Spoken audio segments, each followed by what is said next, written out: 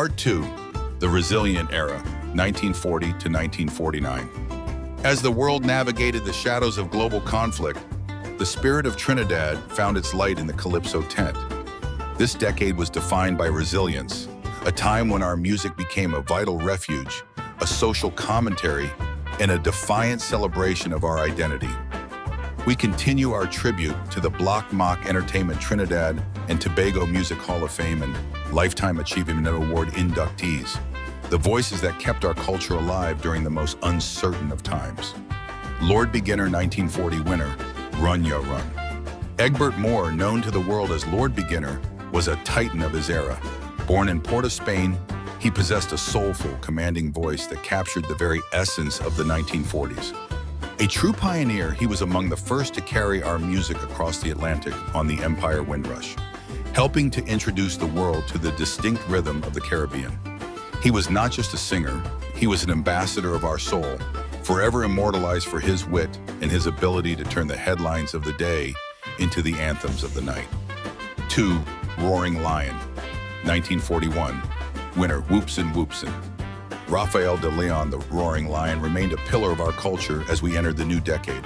Having already established himself as an international sensation, his contribution to the 1941 season was a masterclass in staying relevant. Lion's legacy is built on his unparalleled gift for storytelling, his refined delivery, and his unwavering belief that the Calypsonian was a truth-teller of the highest order. 3. Lord Kitchener, 1942, winner Lai Fook Lee. Aldwin Roberts, Kitch, was a visionary who could see the future of our music before it even arrived. Educated at Arima Boys Government School, he was a prodigy of his craft from a young age. Before he became the Grandmaster, who would go on to win 10 Roadmarch titles, he was a young man finding his voice in the rum shops and the fledgling tents of the city. Kitchener's genius lay in his sophisticated melodies and his ability to capture the nuance of every social shift, setting a standard of excellence that remains the benchmark for every generation that followed. 4. Lord Invader, 1943, winner Rum and Coca-Cola. Rupert Westmore Grant, better known as Lord Invader, was a man of bold, unforgettable impact. His masterpiece, Rum and Coca-Cola, didn't just win the streets, it became a global phenomenon.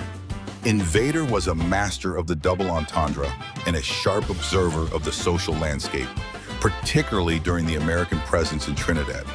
His legacy is one of courage and immense international reach, proving that a local voice could command the attention of the entire globe.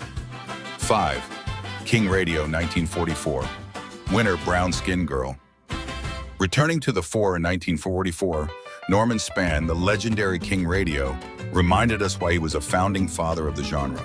Even as the world changed, his music remained rooted in the experiences and the beauty of the Caribbean woman and the daily lives of his people. His persistence and his deep-seated connection to the pulse of the nation ensured that even in years of uncertainty, the rhythm of the road never faded.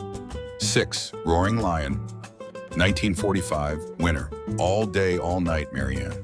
By 1945, the Roaring Lion had become a symbol of continuity. His ability to consistently capture the public imagination throughout the decade speaks to his mastery of the art. Whether documenting history or singing of love, Lion remained a guiding force for younger artists, proving that while times change, the power of a well-crafted calypso is eternal. 7. Lord Kitchener, 1946, winner, Jump in the Line.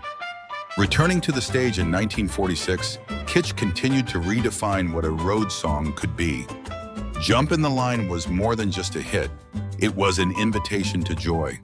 It showcased his incredible talent for writing music that demanded movement, proving that he was already years ahead of his contemporaries. His work in this era laid the foundation for the energetic, high-tempo evolution of our national music. 8. Lord Pharaoh, 1947. Winner King Pharaoh.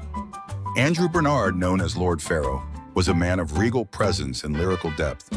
In a field of giants, he carved out his own space, bringing a unique perspective that celebrated our heritage and the majesty of our people.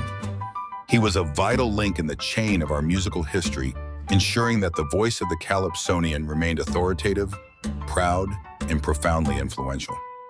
9. Mighty Killer, 1948. Winner, Barrow. Cephas Alexander the Mighty Killer was a master of wit and rhythm. His win in 1948 with Barrow showcased his ability to craft songs that were not only musically infectious, but deeply rooted in the folklore and humor of Trinidad. He was a central figure in the vibrant Young Brigade tent, helping to create a competitive atmosphere that pushed all Calypsonians to reach greater heights. 10.